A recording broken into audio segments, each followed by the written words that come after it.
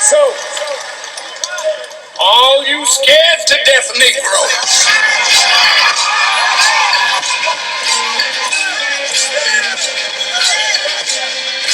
just sit down. Don't you come out to defend our enemy.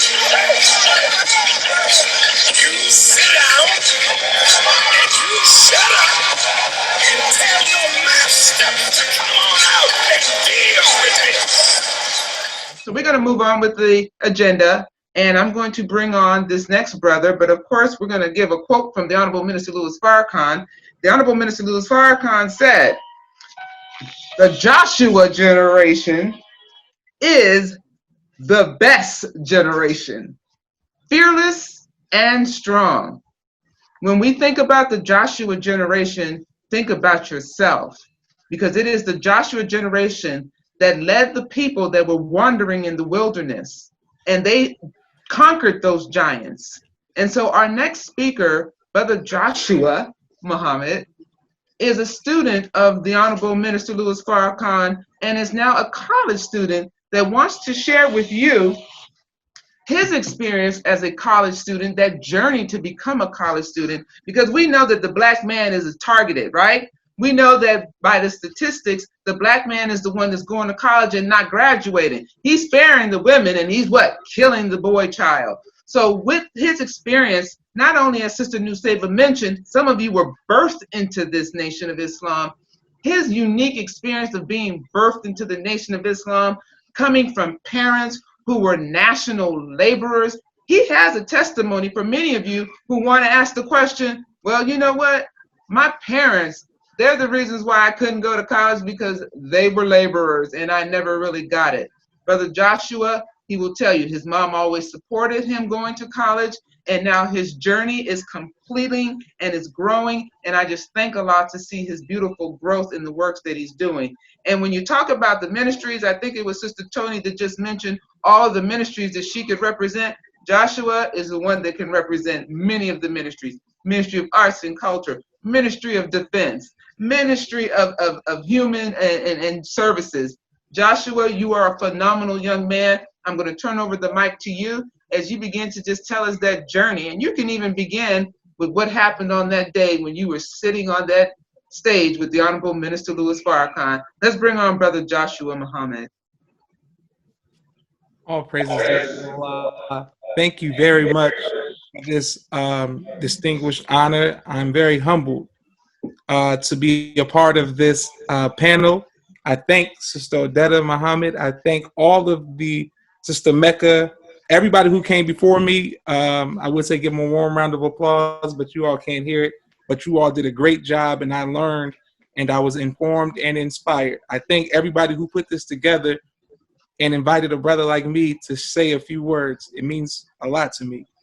I just wanted to say, first of all, in the name of Allah, the Beneficent, the Merciful, I bear witness that there is no God but Allah, and I further bear witness that the most honorable Elijah Muhammad is the risen, exalted Christ, and that the most honorable Minister Louis Farrakhan is, in fact, the Messiah in our midst today. I want to extend the greetings once again of Assalamu alaikum. Wa alaikum salam, sir. Yes. I want to say that Sister Odetta asked me, and everybody's a doctor on here, so pardon me for not being a doctor. I'm a junior at Clayton State University, and I look forward to furthering my education. But to hear from you powerful people is amazing. One day I was holding posts for the Most Honorable Minister Louis Farrakhan, and we were on a college tour, and I kept listening to him talk about the value of education in order to build a nation. And we went from one city to another city, one college to another college. And I'm right there looking at him, and he's asking for help in order to, build the nation. And I'm saying, why don't I have something to offer more than just my body as a physical security person? And I say, yeah, I do. I got some skills. I have some talent. Maybe I can be better off helping my nation in other ways. It was a trial because I want to fight. I like fighting. I love drilling. And I just wanted to I like teaching at the mosque. I just wanted to be at the mosque 24/7 in order to help the minister. But when I was explaining to one of my mentors, they told me the mosque will be here The nation will be here. Go off and get your education and come back. And by the grace of God, I am almost finished, and I have a lot to offer to my nation, and I encourage others to do the same. It is very important. Every time I let someone know that I am in college and I'm in pursuit of high education, whether we believe it or not, it changes the way people perceive you. They used to see like, oh, Josh, he's just a muscle man, or you just fight or something. When you tell them that you can use your brain and that you can write and you can think and you have some solutions to help us in this process of separation, I have something to offer more than just being the man who should retaliate if somebody should attack one of our sisters of our nation or one of our, people. So I think that it's important for us to use our brain just as much as we use our fight and our might. So I'm humbled to be with you all again. And I just thank you, Sister Odetta, for seeing something in me that I would have something to offer. And the main thing I stress is that Black men, because I don't deal with the sisters, I deal with the men, that we should absolutely go to college and absolutely use our brain to help build this nation. I deal with young men my entire life, and I'm telling you, Black men growing up in the suburbs, Black men are the only men that I ever heard say college isn't for everybody. College isn't for Black men. College isn't for everybody. I got Indian friends. They all went off to school. Chinese people. I played soccer with. Hispanics. Don't get me started on the white friends. The white people I would play sports with. They all went to school. They all are contributing something in that fashion. And the majority of Black people, Black men, whether in the nation or out the nation, who did not go away to get a trade, do something with their brain or their hands, are suffering from that lack of knowledge. And it's a bad cycle, and I'm trying to break it. So I encourage Black men to go to college. I'm encouraging knowledge of self, of course, but in the knowledge of self, there is also pursuit of high education, because that is a part of knowledge of self as well. So Joshua, let me ask you a question as it relates to your journey as a child with two powerful laborers. Your mother, Sister Sharifa Muhammad, was the National Vanguard captain, and your father, who was also the National FOI captain, you were a child. How do you respond to the many students who were born in the nation and see their parents working day and night for the Nation of Islam to find their place in this demand for separation and in their responsibility to the nation as well as to themselves? Yes, ma'am. Praise be to Allah for that, and thank you for that question. I think the main thing that I would say to them is be better, not bitter. That is my first book I received. That is the main phrase. It can become frustrating when you see your family put the nation before your birthdays and your fun things and all of that. That is a natural reaction. Hold on 1 second, Sister. 1 second. Yes, sir. It says, 1 second, Sister. No problem, Brother Josh. Take your time. We're waiting patiently. Yes, ma'am. This is beautiful. I saw the battery going. Okay, but no. Be better, not bitter. When you become frustrated that our parents had to lay the foundation, it sometimes I believe in my generation and many generations, many people in this generation feel neglected or we was put to the side. But when you put the proper perspective, it's God's time and God's calling. It was all for a bigger purpose. And because you all and the older generations sacrificed the way that you did, it gave us a chance to have a nation to stand on. So instead of us, being sad or, being hurt about not having something at the workshop that saves there or this or that, whatever it is, let's go off and do it ourselves. Let's bring it and come back and help the nation. I feel like it's wasted energy to keep talking about what our parents didn't do. It's wasted. To me, it's the equivalent of Black people, because we're talking about separation, talking about what white people won't do for us. Hey, we already know what it is. Let's do something for ourselves. So I don't like to engage in conversations with especially young people, because it is the talk now. Like, my mama was gone. Hey, we already understand that. Let's do something for ourselves. Let's build this nation, because the intent was good. It wasn't bad intentions. It was all good to help build a nation. And now it's our turn to do something for our nation. And I look forward to encouraging others, especially the college students, to let's go do something and let's help. The student laborers in Atlanta need help. The student laborers in Chicago, New York, they need help. They need our assistance, and we can do that if we have something more to offer than just our body. I believe our mind can help take the nation to the next level, and I look forward to that.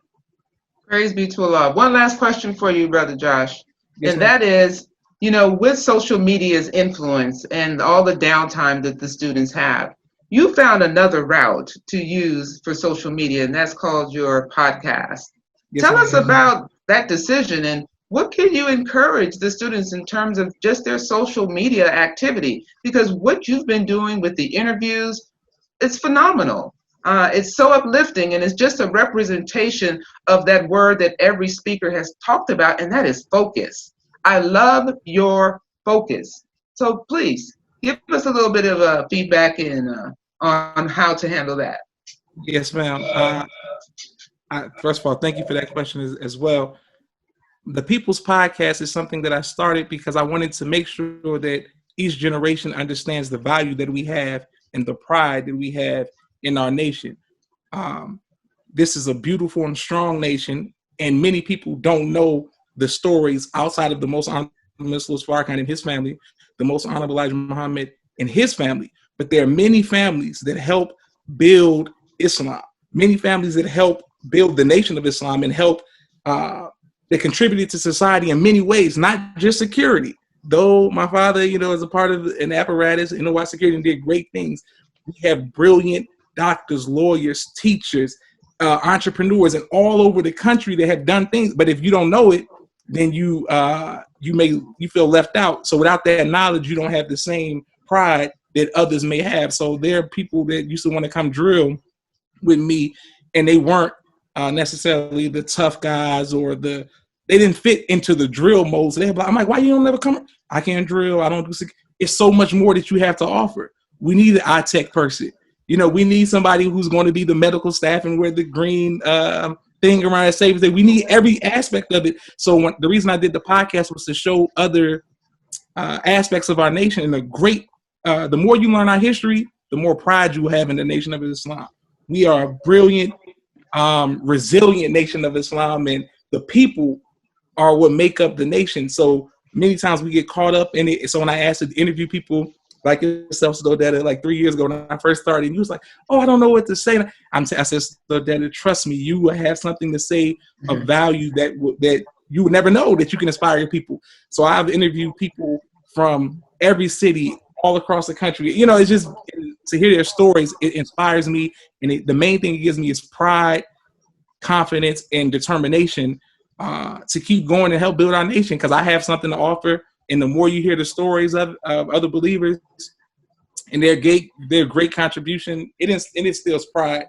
So I encourage all young people to study the history of not just your parents, because we look at our parents like, oh, it's my parents, it might be boring. But there are other people all around the country, old, young, who are doing phenomenal things, such as the doctors on this panel and just people who I come in contact with on a day-to-day basis. I just can't stress this enough, especially in this time. We are the makers, the owners, the cream of the planet Earth, the gods of the universe, and we will win. Fight for your nation, and we will surely win. Allah's Praise God. be to Allah. Praise be to Allah. Thank you so much, Brother Joshua. And I just want to conclude with some of the things that people may not even know about you. This brother has put on plays that many of the believers have taken part in. They've been phenomenal plays. His mother has talent beyond words. And so your gifts is just a testimony of the God-given talents that we all have within ourselves, that we, as Sister Tony said, we need to pull out of ourselves. Find your passion, find your purpose, students, so that you can manifest what God created you to do.